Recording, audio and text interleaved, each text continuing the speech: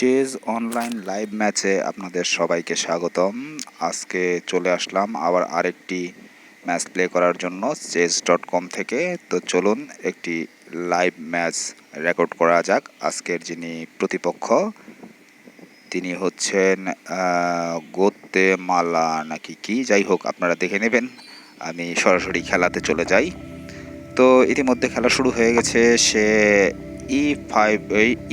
E4 মুভের মাধ্যমে খেলা শুরু করেছে। আমি E5 মুভ করেছি, পন E5। সে পন G3 মুভ করেছে পরবর্তী মুভ। এবার আমি যেটা করব তা হলো আমি আমার নাইট ডেভেলপ করব। নাইট C6 মুভের মাধ্যমে আমি আমার নাইটটি ডেভেলপ করলাম। এবার দেখা যাক সে কি মুভ প্লে করে। তো সেও তার নাইট G3-র মাধ্যমে তার নাইটটিও ডেভেলপ করে নিল একইভাবে। তো যাই হোক, সে আমার নাইটকে অ্যাটাক করেছে, আমি তার নাইটকে অ্যাটাক করেছি। এবার আমি D5 মুভের মাধ্যমে তার পন D5 মুভের মাধ্যমে তার পনটিকে অ্যাটাক করেছি। এবার দেখা যাক সে ক্যাপচার করে কিনা। তো যাই হোক, দেখা যাক সে কি করে, আমরা অপেক্ষা করি। সে নাইট B3 মুভের মাধ্যমে আরেকটি নাইট ডেভেলপ করে ফেলেছে। তো আমাকেও কিছু করতে হবে। তা হলো আমি যেটা করব তা হলো আমি আমার এই অবস্থাতে কি করা যায়, ক্যাপচার করব কিনা নাকি পুশ করে দেব। অবশ্যই পুশ করব। পুশ করে তার নাইটকে অ্যাটাক করেছি আমি পন দ্বারা। তো দেখা যাক, তাকে নাইট এখান থেকে সরাতে হবে। নাইটকে সে নাইট D5-এ মুভ করেছে। আমি এবার আমার সাদা বিশপ দ্বারা তার নাইটটিকে অ্যাটাক করব ভাবছি। কোনো বিপদ হবে কিনা সেটা আমাকে ভালো করে দেখে নিতে হবে। তো আমার কাছে যেটা মনে হচ্ছে যে আপাতত কোনো বিপদ নেই, অতএব আমি তার নাইটকে আমার সাদা বিশপ দ্বারা অ্যাটাক করেছি। এবার দেখা যাক সে কি করে।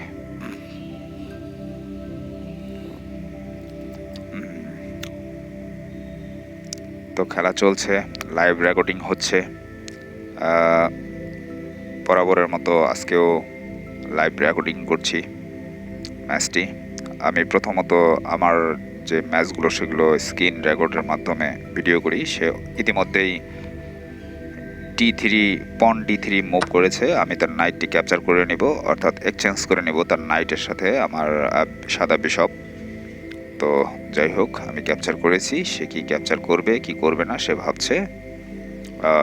ক্যাপচার যদি সে ক্যাপচার করেনি, সে তার সাদা বিশপ F2-তে মুভ করেছে। আমি যেহেতু সে ক্যাপচার করেনি, অতএব এখানে পন ক্যাপচার করে আমি আর নাইট বিশপটিকে স্যাক্রিফাইস অর্থাৎ করতে চাই না। অতএব আমি পিছিয়ে আসব। আমি আমার বিশপকে আগের পুনর পজিশনে নিয়ে চলে আসলাম। তো চলুন যাই হোক, এবার দেখা যাক সে কি প্লে করে। আমার একটি প্ল্যান অলরেডি মাথায় এসেছে। সেটি হলো তাকে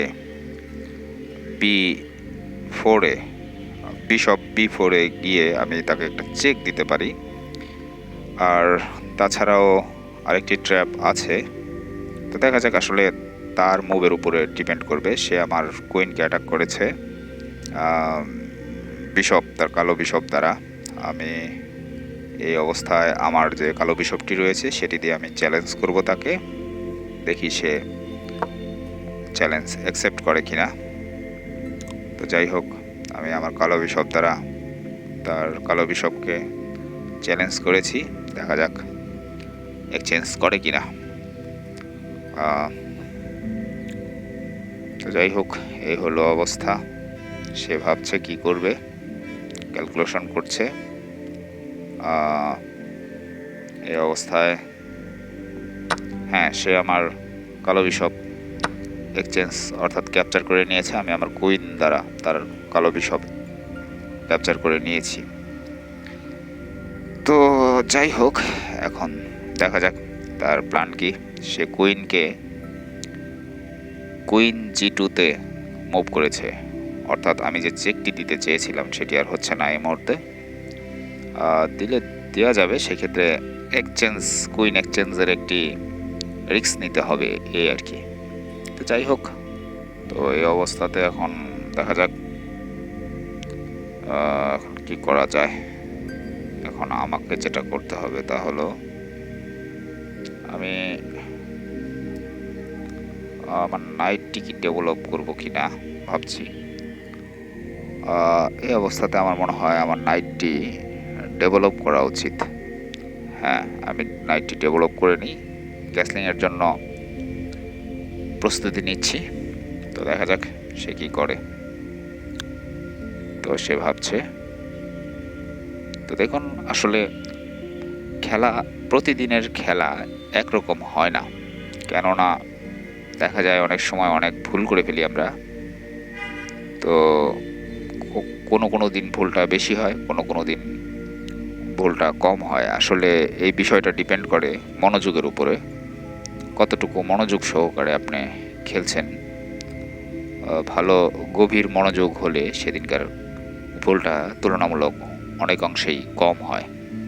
তো যাই হোক, যেহেতু আমরা প্রফেশনাল প্লেয়ার নই, সে তার কুইনকে নিয়ে এসেছে G5-এ।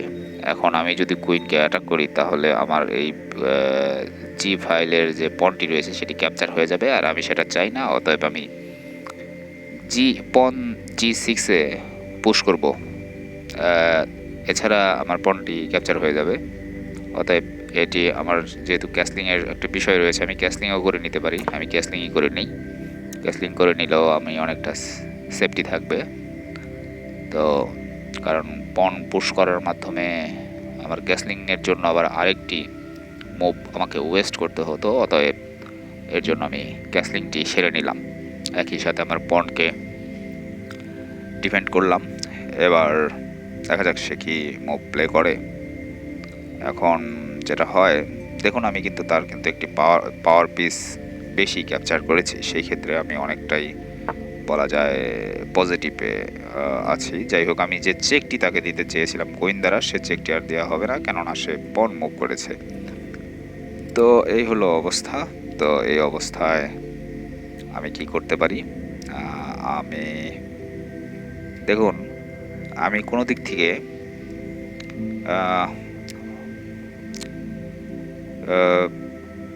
অ্যাক্সেস পাচ্ছি না তাকে অ্যাটাক করার। অতএব আমি পন B5-এ মুভ করে দেব। যদি না, পন A5 মুভ করলাম, কারণ পরবর্তীতে আমি পন B5 মুভ করে তারপরে তার ওই পনটিকে, অর্থাৎ A5-এ থাকা যে পনটি রয়েছে সেটিকে আমি চ্যালেঞ্জ করব। এটা হচ্ছে আমার প্ল্যান। এখন দেখা যাক সে কি করে। সে আমার একটি পন ক্যাপচার করে নিয়েছে তার নাইট দ্বারা ক্যাপচার করে নিয়েছে পনটি। তো এখন আমাকে যেটা করতে হবে তা হলো, আমি আমার নাইট দিয়ে যদি তার নাইট ক্যাপচার করি তাহলে আমার নাইটের কোনো সাপোর্ট নেই। তো এই ক্ষেত্রে আমি যা করব তা হলো, আমি আমার F5-এ থাকা যে নাইটটি রয়েছে সেই নাইট দিয়ে যদি E5-এ থাকা পনটি ক্যাপচার করি, অর্থাৎ E4-এ থাকা যে পনটি সেটি ক্যাপচার করলাম। এবার যেটি হয়েছে, আমি তার কুইনকে ডিসকভার অ্যাটাক করেছি। সে যদি আমার নাইট ক্যাপচার করে আমি তার কুইন ক্যাপচার করে নেব। এটা হচ্ছে আমার প্ল্যান। এখন যেটা হবে তা হলো,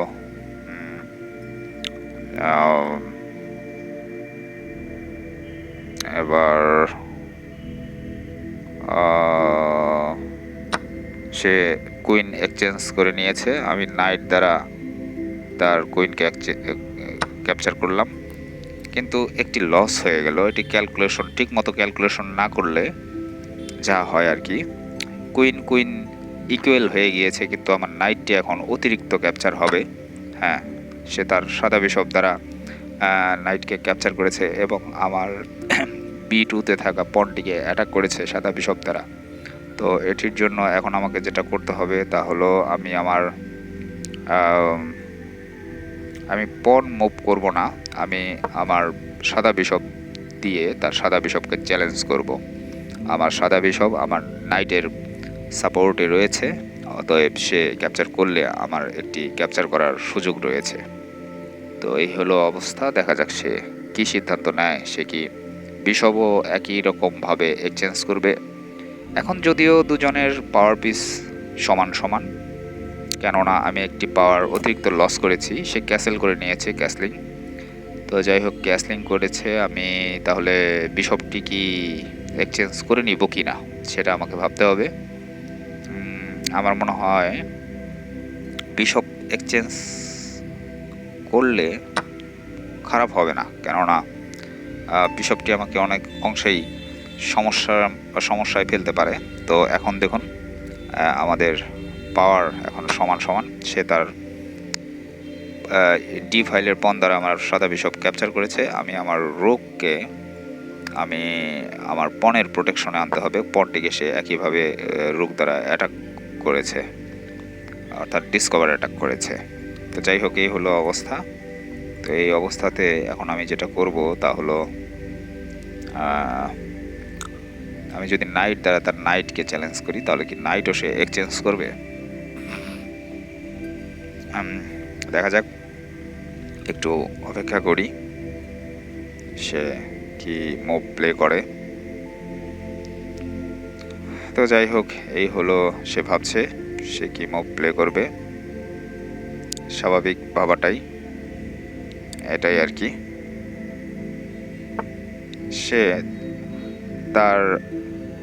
সে পন F4 মুভ করে তার নাইটকে সাপোর্ট দিয়েছে। এখন যেটা হয়েছে সেটা হলো আমি আমার পন দ্বারা তার নাইটকে অ্যাটাক করব। পন F6 মুভের মাধ্যমে আমি তার নাইটকে অ্যাটাক করেছি। তার নাইট এখান থেকে সরাতে হবে। হ্যাঁ, সরে গেছে নাইট সরে গিয়েছে। কিন্তু এখন যেটা হবে তা হলো দেখুন, এখন তার পণ রয়েছে 7টি, আমার পণ রয়েছে 7টি, সমান সমান। অতএব এখানে আমাদের আমি আমার রুককে F ফাইল থেকে E ফাইলে E1-এ মুভ করলাম। পরবর্তীতে আমি আমার নাইটকে মুভ করলে তার যে পণটি রয়েছে আনপ্রোটেক্টেড যে পণটি রয়েছে ই ফাইলে, সেই পণটি ডিসকভার অ্যাটাকে পড়বে। হ্যাঁ, সে বুঝে গেছে এবং তার আরেকটি রুক দ্বারা সেই পণটিকেও সাপোর্ট দিয়েছে। তাহলে আমি এখন যেটা করব তা হলো আমি আমার নাইটকেই মুভ করব। অবশ্যই নাইটকে মুভ করব, কারণ নাইট মুভ করতে হবে আমার। তো যাই হোক, দেখা যাক। এই অবস্থায় আমি নাইট C6-এ মুভ করেছি। এবার দেখা যাক সে কি করে। অপেক্ষা করি, দেখা যাক সে কি করে।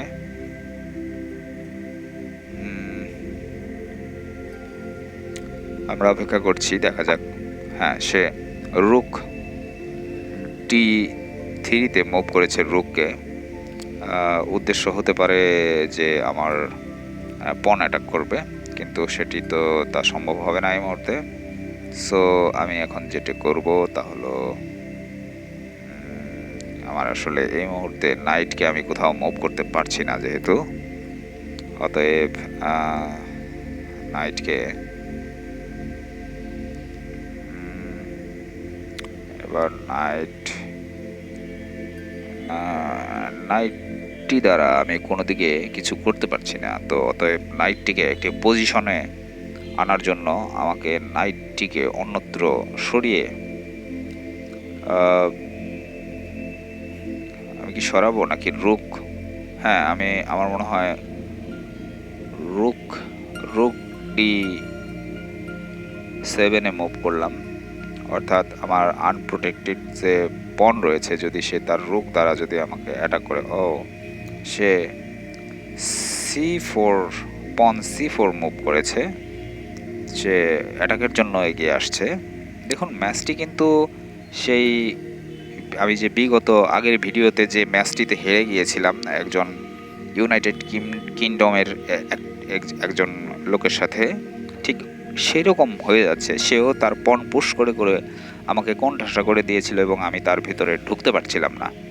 অতএব এবার আমার ওটা সেরকম হলে সমস্যা। অতএব আমাকে এখনই কোনো একটা কিছু পদক্ষেপ নিতে হবে। আমি আমার নাইটকে B1-এ মুভ করলাম।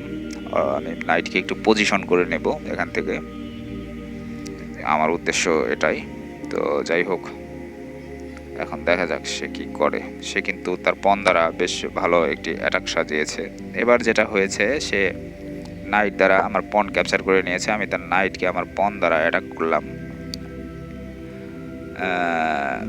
নাইটকে পণ দ্বারা অ্যাটাক করেছি। সে নাইট এই মুহূর্তে সরাতে পারবে না, কেননা নাইট সরালে রুক ক্যাপচার হয়ে যাবে। এর জন্য সে আরেকটি রুক তার সাপোর্টে নিয়ে আসলো। আমি পণ দ্বারা আমি তার রুকটি ক্যাপচার করে নিয়েছি, এবং সে আমি আমার পণ দ্বারা তার নাইট ক্যাপচার করেছি।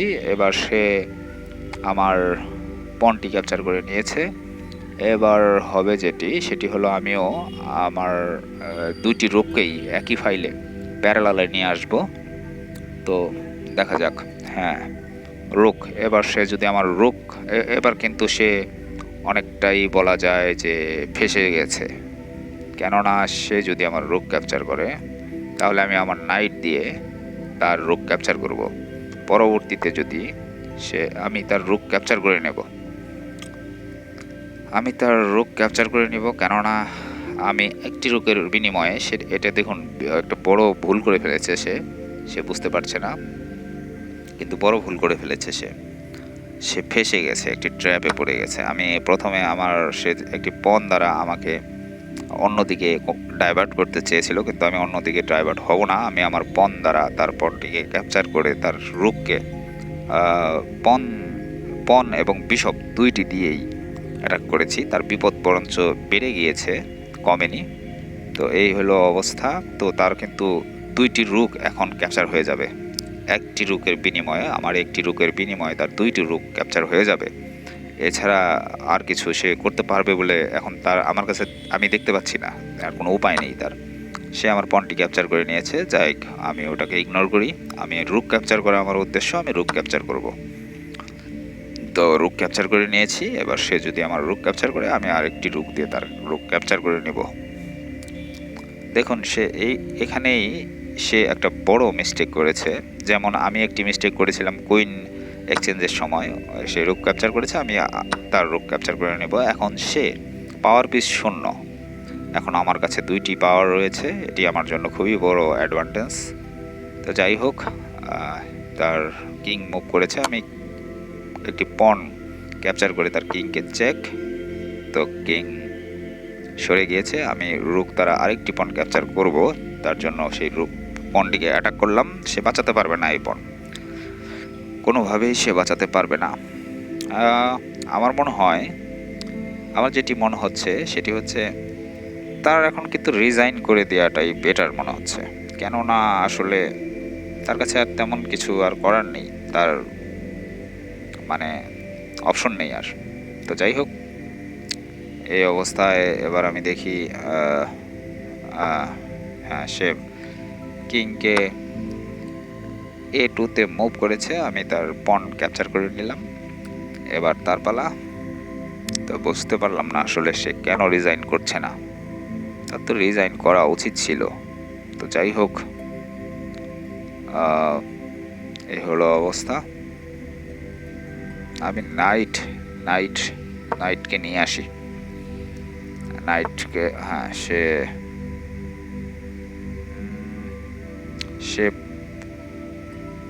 মানে ক্রমান্বয়ে তার পণ পুশ করছে।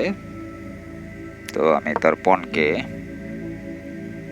অবশ্যই ঠেকাতে হবে, নয়তো পণ খুবই ভয়ঙ্কর হয়ে যাবে। সে তার কিং মুভ করেছে আমার পণের দিকে নিয়ে আসার জন্য, কিন্তু আমি আপাতত তার পণকে ঠেকানোর প্ল্যান করছি। অতএব সে আমার পণকে ক্যাপচার করতে পারবে না। দেখা যাক, পণকে সে ক্যাপচার করতে পারবে না, কারণ পণ দ্বারা পণ প্রোটেক্টেড, একই সাথে রুক দ্বারা, হ্যাঁ, সে পণ দিয়ে চ্যালেঞ্জ করেছে। আমি চ্যালেঞ্জ অ্যাকসেপ্ট করব। আমি তার পনকে ক্যাপচার করেছি, সে আমার পনকে ক্যাপচার করেছে। এবার হলো এবার আমার নাইট দ্বারা আমি তার পনকে অ্যাটাক করব। নাইট দ্বারা পনকে অ্যাটাক করব আমি। সে তার কিং নিয়ে আর সামনে এগোতে পারছে না। আমি নাইট দ্বারা তার পনকে অ্যাটাক করেছি।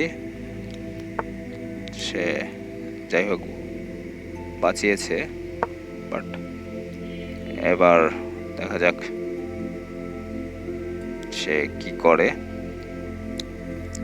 সে পন কোনোভাবেই এখানে প্রমোট করতে পারবে না, অতএব আমাকে যেটা করতে হবে সেটি হলো আমি তার পনকে আবার অ্যাটাক করলাম, আরেকটি পনকে অ্যাটাক করলাম। দেখুন আমি একটি ভুল করেছি, আমি যদি রুক দ্বারা তাকে চেক দিতাম তাহলে অনায়াসে আমি তার, অবশ্য একটি সমস্যাও ছিল, তাহলে আমার পনটিও ক্যাপচার হয়ে যেত। এবার আমি তাকে একটি চেক দিলাম, পন ক্যাপচার করে আমার নাইটের সাপোর্ট আছে, সে আমাকে ক্যাপচার করতে পারবে না। অতএব দেখা যাক আমি তাহলে আমি রুকটিকে যদি এ ফাইলে নিয়ে যাই তাহলে আমি আরেকটি চেক দিতে পারবো। তো আমি রুককে এ ফাইলে নিয়ে চলে গেলাম। এবার দেখা যাক সে কি করে।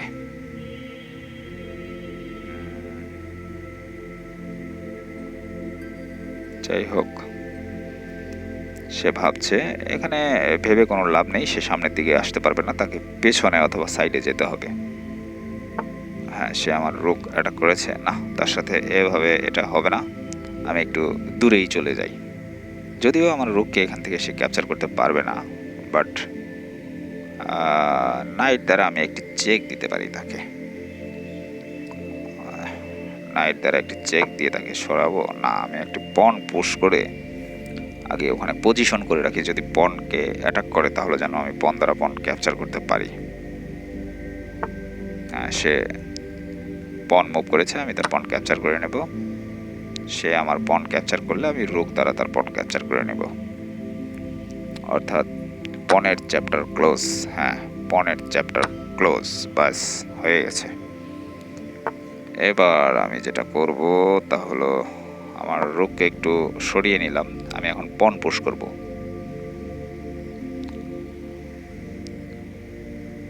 দেখা যাক উনি কেন রিজাইন করছেন না, আমার বোধগম্য নয় বিষয়টি। তো যাই হোক, এই অবস্থায় আমি পন পুশ করব, পন প্রমোট করব। সে আমার পনকে অ্যাটাক করতে যদি আসে তাহলে সে নাগাল পাবে বলে মনে হচ্ছে না,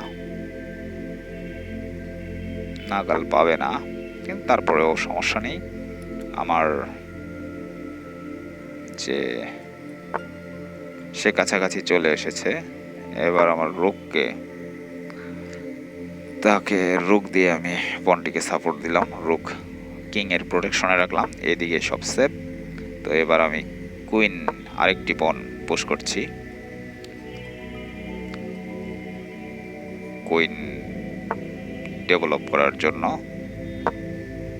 পনটিকে প্রমোট করতে হবে। পনটিকে আমি শুধু শুধু সে দিশেহারা হয়ে গেছে। আচ্ছা, আমি বুঝতে পারছি না সে কেন এখনো খেলছে, তাকে তো রিজাইন করে দেওয়া উচিত, কেন এটা খেলছে আসলে বুঝতে পারলাম না। যাই হোক, আমি তাকে চেকমেট করে দিয়ে আমার কুইন ডেভেলপ হয়ে গিয়েছে, প্রমোট করে ফেলেছি আমার কুইনকে আমি। তো একইভাবে আমি আরেকটি পনকে আমি প্রমোট করে নেই। এবার আমি একটি রুক নেই, দুইটি কুইন আসলে বোর্ডে বেমানান। তো আসলে বলতে গেলে এখন তার শেষ মুভ, সর্বশেষ মুভ, আরেকটি মুভ সে করতে পারবে, তারপরে সে চেকমেট এবং চেকমেট। যাই হোক, খেলাটি মোটামুটি ভালোই ছিল, খুব বেশি কম্পিটিশন খুব বেশি হয়নি খেলাটির মধ্যে। কিন্তু যাই হোক, এই ছিল আজকের ম্যাচ। তো আপনারা সাথে আছেন, সাথে থাকার জন্য ধন্যবাদ। দেখা হবে আবার কোনো ভিডিওতে।